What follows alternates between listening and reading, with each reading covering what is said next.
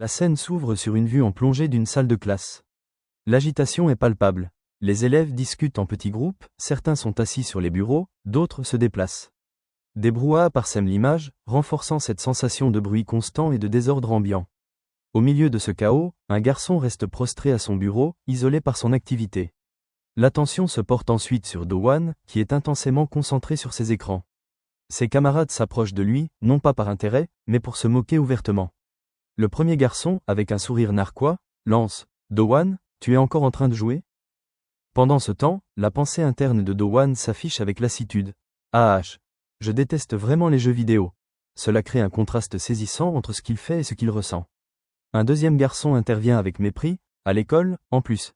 Espèce d'accro aux jeux vidéo. » Un troisième s'exclame en riant. « Ouah, regarde-moi ce geek. Ah !» Face à ces attaques répétées, la frustration de Do-hwan grimpe en flèche. Ses pensées intérieures montrent son exaspération. Tout ça, il se fout de moi? Alors qu'il manipule une multitude de téléphones et de tablettes fixés à son bureau par des bras articulés, il explose de colère. Son expression est transformée par la rage, sourcils froncés, dents serrées et regard noir. Il hurle intérieurement. « C'est vous qui me l'avez demandé, bande d'encastrés risquelés. Je suis un larbin, je déteste jouir. » Ce gars se nomme Do-hwan, il a 18 ans.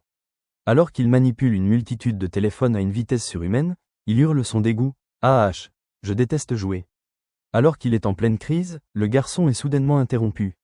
Quelqu'un s'exclame derrière lui. « Ouah, tu es vraiment doué. » Surpris et encore en colère, il se retourne avec un regard féroce, une veine rouge d'agacement dessinée sur la joue et un GRR.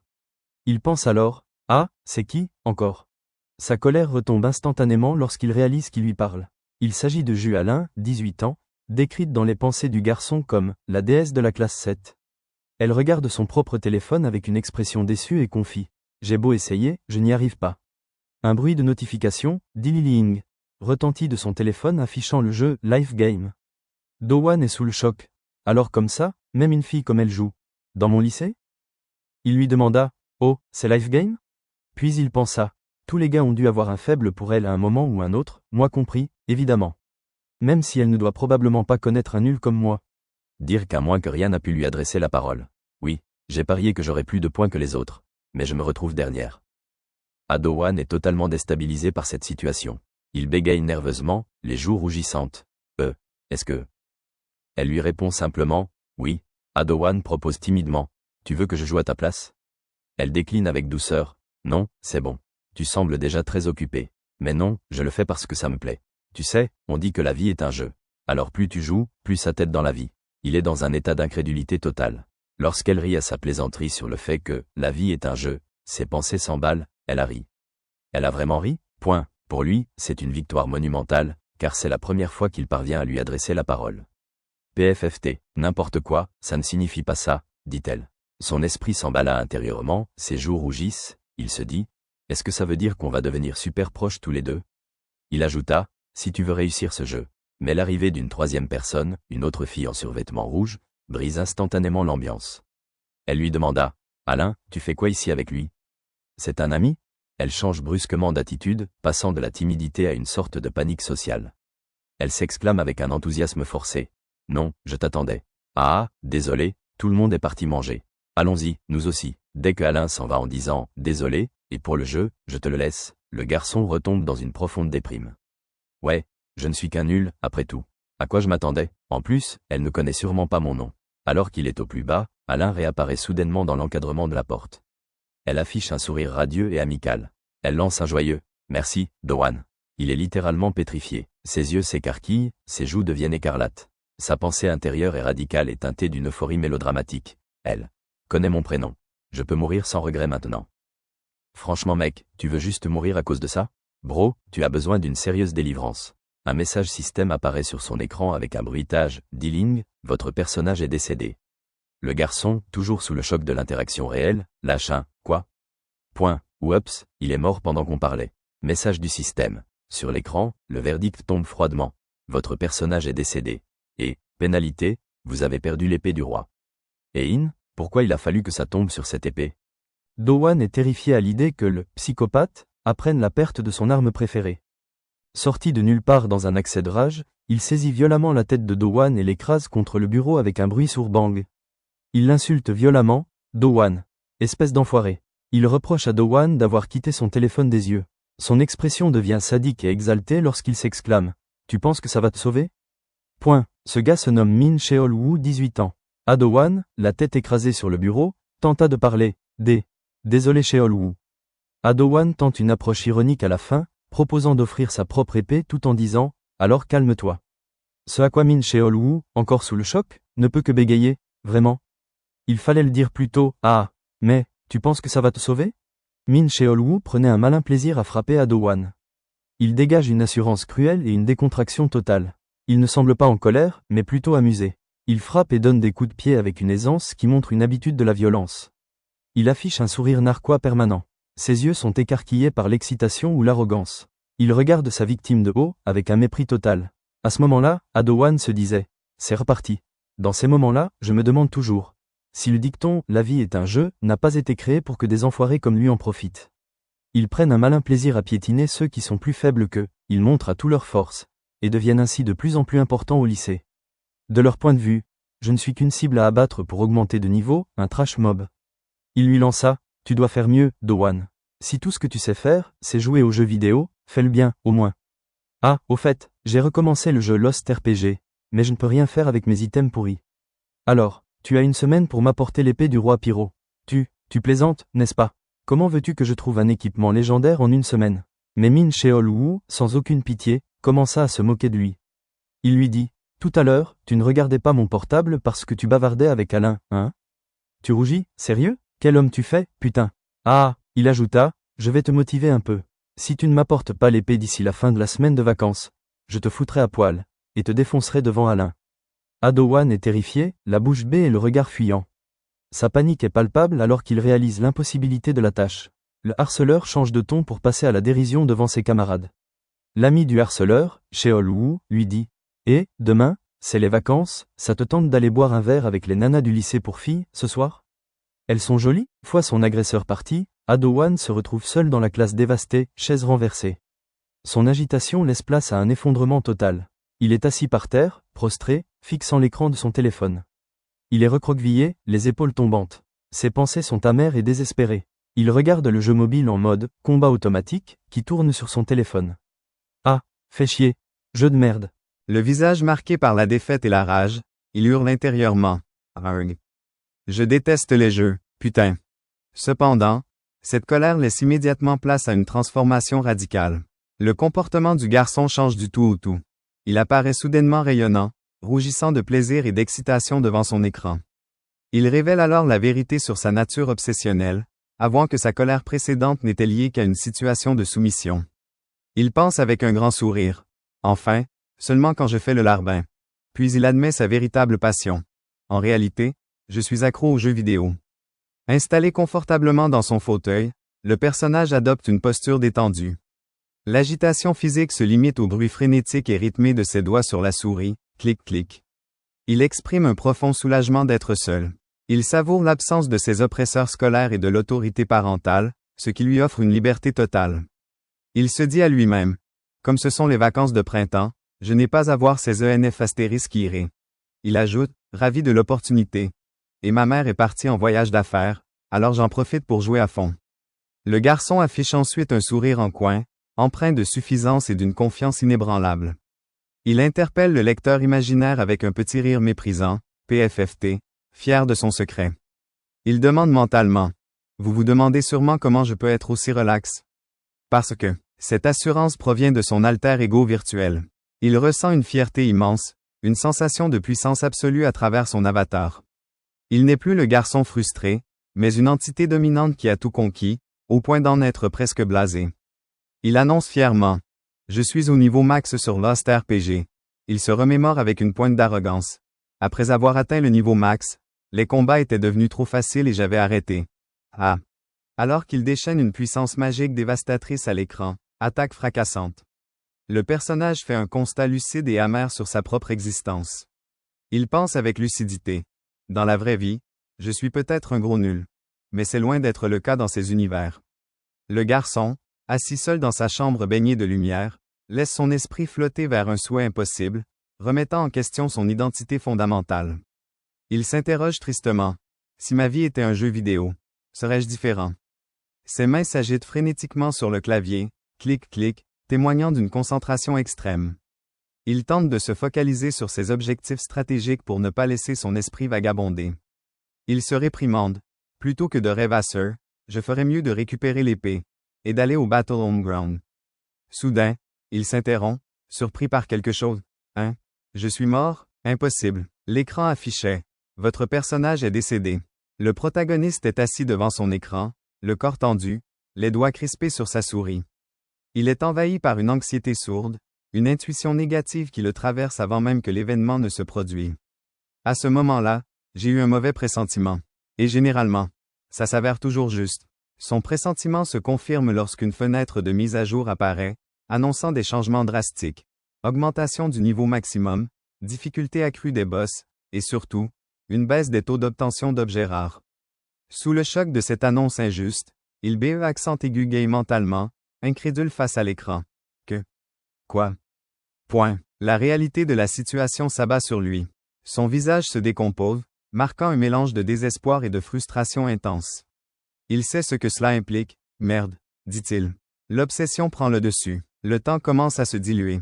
Une notification du système apparaît, froide et mécanique, contrastant avec l'état humain du joueur. Une canette de boisson énergisante est posée là, témoin du début de sa longue veille. Système. Vous jouez actuellement depuis 18 heures. Action en jeu. Attaque fracassante. Après une nuit blanche de combat acharné, le protagoniste se tient victorieux dans le monde virtuel face à un boss colossal, Magmalo le roi pyro, qui gît vaincu au sol. Le joueur exulte, persuadé que ses efforts surhumains vont enfin payer. J'ai réussi. Je vais enfin pouvoir l'obtenir. Magmalo le roi pyro. Après l'avoir combattu toute la nuit, j'ai fini par comprendre comment le vaincre.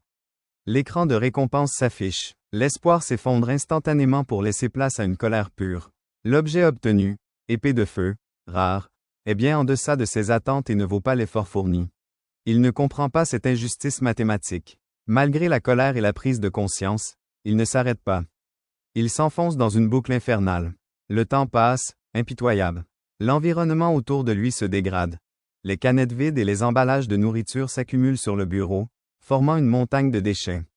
Le système continue de compter les heures, indifférent à l'état physique du joueur qui sacrifie sa santé pour le jeu. Système, étape intermédiaire, vous jouez actuellement depuis 37 heures. Soudain, il tombe sur la boutique du jeu, boutique, mettant en avant un pack d'amélioration de personnages, payant qui boostille les taux d'obtention. Son agitation se transforme en une réalisation amère.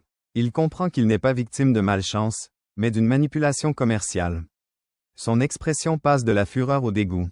Mais pourquoi j'ai juste obtenu cet item de merde? La frustration devient physique. Il saisit son écran à deux mains et le secoue violemment, hurlant sa logique face à un système qui ne l'écoute pas. Il est en pleine crise de nerfs, ses yeux écarquillés par l'incompréhension.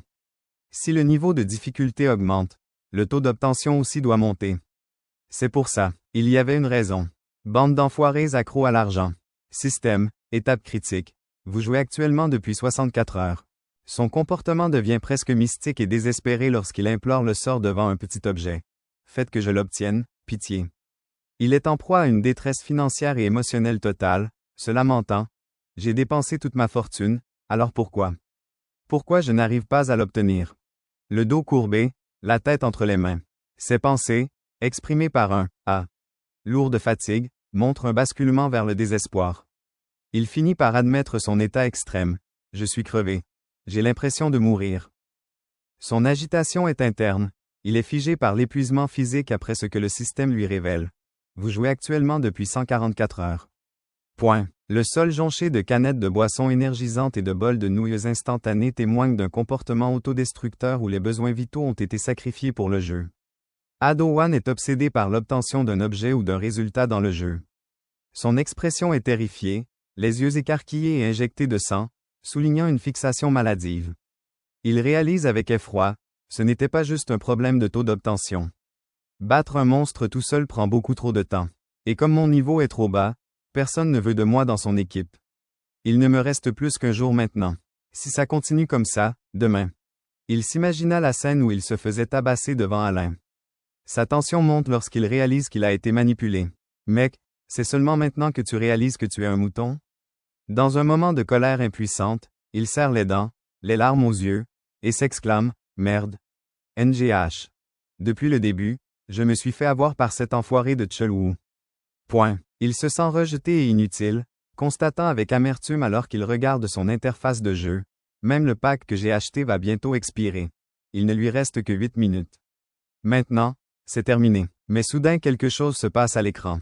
Le guerrier affiche une maîtrise absolue et un calme olympien après avoir porté un coup fatal. On peut lire dans ses pensées. Enfin, c'est ce que je croyais. Juste après avoir exécuté un slash magistral. Avant que ce joueur au pseudo de geek. Face à lui, le personnage, Dark Chocopi, est totalement secoué par ce qu'il vient de voir. Son agitation est palpable, il est figé par la stupéfaction. Dans ses pensées, c'est le choc total. Quoi? Il a tué Magmalo en un seul coup? Tout seul, en plus? S'exclama Ado-Wan. Il réalise qu'il a affaire à un joueur de niveau exceptionnel, LV200, avant même que celui-ci ne fasse son entrée officielle dans son périmètre social. Dark Chocopi sort de sa torpeur lorsque celui qui engendre la faim lui demanda « Es-tu bien en quête d'une équipe? » Point. Il répondit « Hein? Oui, oui. » Lorsque le guerrier lui parle, il le fait avec un comportement étrange et très théâtral, utilisant un langage soutenu et archaïque qui détonne totalement avec le contexte.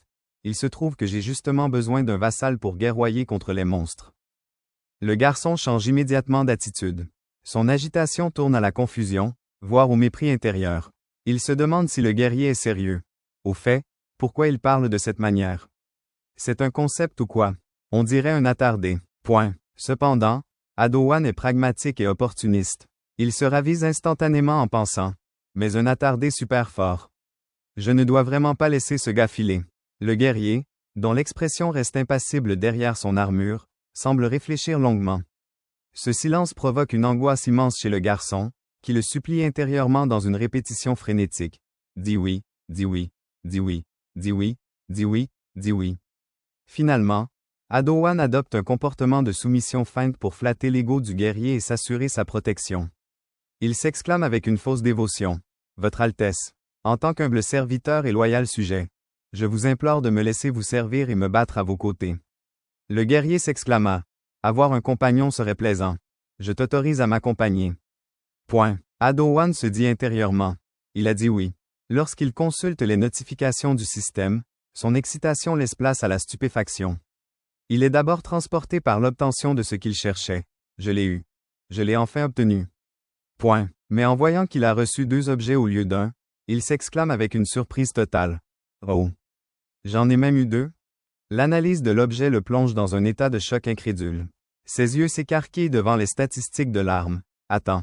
Ce n'est pas l'épée du roi Pyro, mais celle du dieu Pyro. L'agitation grimpe d'un cran lorsque le garçon dominant saisit violemment Ado-Wan par le col. Son regard devient plus perçant, traduisant une colère noire qui dépasse les attentes de sa victime. Ado-Wan s'étonne en silence. Pourquoi il a l'air plus en colère que dans mes souvenirs? Min Sheol-Wu exige des explications. Dis-moi, ça veut dire quoi, ce regard? Ado-Wan bégaye, tentant désespérément de désamorcer la situation. Sheol-Wu, ce n'est pas ce que tu crois. Persuadé qu'il est en train de rêver, Ado-Wan adopte un comportement de résignation totale, presque provocateur dans sa passivité. C'est ça, frappe-moi, ce n'est qu'un rêve, de toute façon. Même si tu me frappes, ça ne fera pas mal. Franchement mec, tu penses toujours que tu es en train de rêver, je pense que tu as vraiment besoin d'une délivrance. Cependant, l'agitation devient physique avec un coup violent. La réaction de Ado-Wan est immédiate et brutale. La douleur le frappe de plein fouet, brisant ses illusions. Ouch! Ça fait un mal de chien, la panique s'installe alors qu'il comprend sa méprise. Je ne rêve pas, URGH. Min Sheol-Wu déchaîne de nombreux coups, il perd toute retenue, ses mouvements sont vifs et impitoyables. Ado-Wan subit l'assaut, projeté contre le mobilier de la classe avec un fracas sourd, baboum, ne pouvant laisser échapper qu'un gémissement de douleur, URGH. Min Sheol-Wu affiche une expression terrifiante, presque démentielle, les yeux injectés de haine. Sa pensée est fixée sur sa propre frustration. Plus j'y pense, plus ça me fout les nerfs. Point. Il conclut par une promesse de torture psychologique et physique. Aujourd'hui, tu vas déguster jusqu'à ce que je me sois calmé. Et ça va arriver quand, au juste? Je vais mourir bien avant qu'il ne se soit calmé, se dit Ado-Wan. Mais soudain, Alain apparaît à la porte. Elle lui dit, Ado-Wan, je vais reprendre mon porta. Mais s'interrompt devant la scène sanglante, hein? Ado-Wan, déjà marqué par des traces de coups, est pris de court. Son regard traduit une stupéfaction totale face à cette intrusion alors qu'il est en position de faiblesse. Le visage ensanglanté, il est paralysé par la honte. Ses pensées sont tournées vers elle, cherchant à comprendre sa présence au pire moment possible. Alain. Pourquoi elle est revenue? Alors qu'il est distrait par sa présence, il reçoit un coup d'une violence inouïe qui le projette à travers la pièce. Son esprit s'embrume sous le choc. Min Cheol-woo ne s'arrête pas. Il saisit Do-won par la cravate, le forçant à se redresser malgré sa douleur et ses cris de détresse. Il est en proie à une colère noire et méprisante. Arrête de pleurnicher et lève-toi, enfoiré. Do-won, malgré la douleur, laissa échapper un son. Arg. C'est la pire des situations pour lui. Le passage à tabac continue sous les yeux de Alain qui vient d'entrer. Do-won subit une douleur physique doublée d'une agonie morale. Me faire fracasser devant la fille que j'aime. C'est encore pire que ce à quoi je m'attendais. Alain cria. Et, Cheol-woo. Mais Min Cheol-woo continue de porter des coups répétés, bam bam bam. Alain se précipite, paniqué et révolté par cette brutalité gratuite. Qu'est-ce que tu fais? Arrête, Do-won pensa intérieurement, j'ai vraiment l'air d'un crétin. Je t'ai dit d'arrêter. Voyant qu'il continuait de battre Do-won, elle saisit son bras et le stoppe net. Malgré l'intervention, Do-won est au plus mal. Il est pris de tremblements incontrôlables, son corps est meurtri et son esprit est envahi par une peur primaire. Il ne voit aucune issue favorable à sa situation.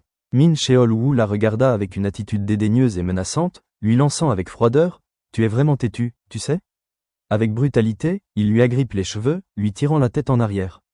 Son expression est un mélange de mépris et de colère jalouse. Il l'invective violemment. « Juste parce que les gars te trouvent jolie, tu ne te sens plus pissé, hein ?» Prise au dépourvu et grimaçant de douleur, elle ne peut que laisser échapper un cri étouffé, « Aïe !» Do-won est témoin de la scène. Son visage est déformé par la terreur et les ecchymoses. Il entend la fille tenter de se défendre verbalement malgré sa position de faiblesse. « Lâche-moi. Je vais appeler le prof. » Cette phrase déclenche chez Do-won une vague immense de culpabilité. Il réalise que la situation de la fille est une conséquence directe de sa propre faiblesse. « Ah, à cause de moi, Alain est... » L'esprit du garçon sombre alors dans le chaos total. Ses pensées s'entrechoquent dans une obscurité angoissante. C'est une lutte interne désespérée entre son instinct de survie et son devoir moral. Des mots hurlent dans sa tête. « Je dois la sauver. Bouge. Je ne peux pas.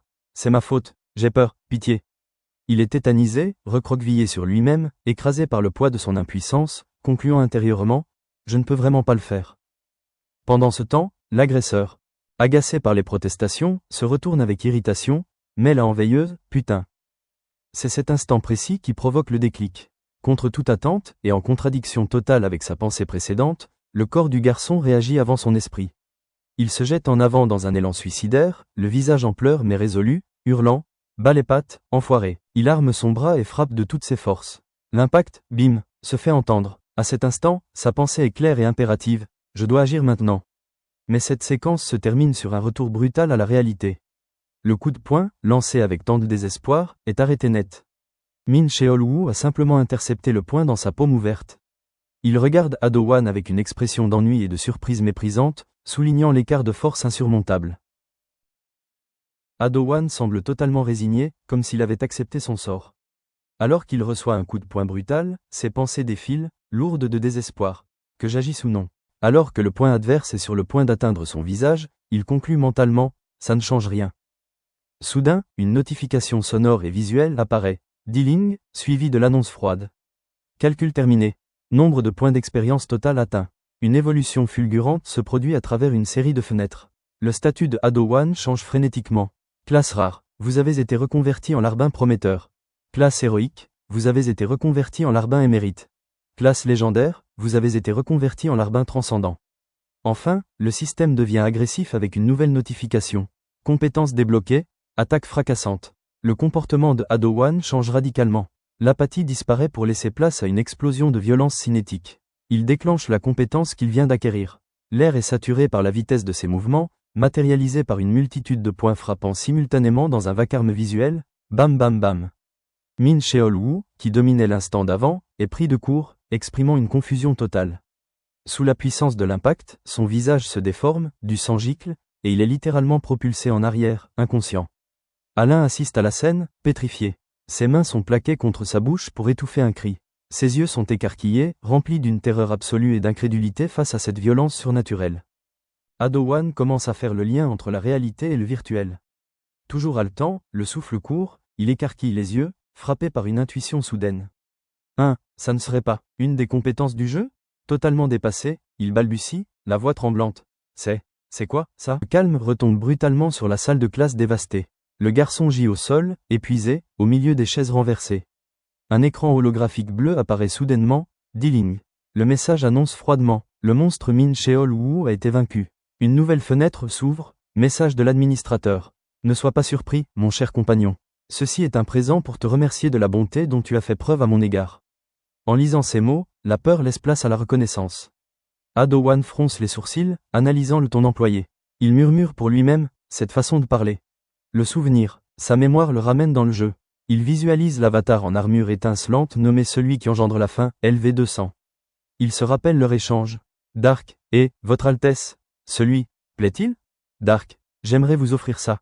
Celui, vraiment? Tu souhaites me la céder? Je guerroyais justement pour obtenir cette arme. Do-Hwan comprend enfin la source de son pouvoir. Il réalise que l'entité qui l'aide est ce joueur qui l'a autrefois servi. Quand il parle de ma bonté, il fait allusion à l'épée du dieu Pyro. Merci d'avoir suivi cette histoire jusqu'à la fin. Si ce chapitre vous a plu, likez et commentez pour donner votre avis. Abonnez-vous et activez la cloche de notification pour ne rien rater de la suite.